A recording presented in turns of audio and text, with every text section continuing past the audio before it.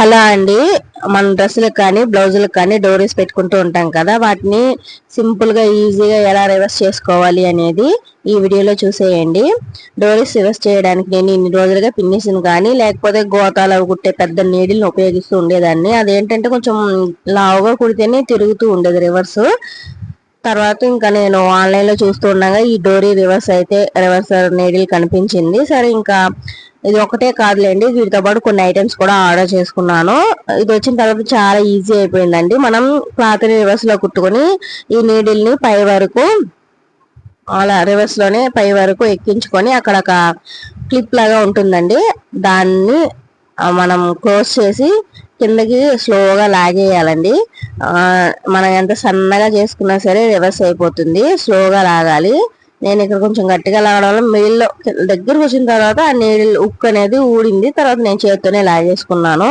ఇలా డోరీ రివర్స్ అనేది చాలా సింపుల్ గా అయిపోతుంది. ఒకసారి ట్రై చేసి చూడండి, ఆన్లైన్ లో ఉన్నాయి.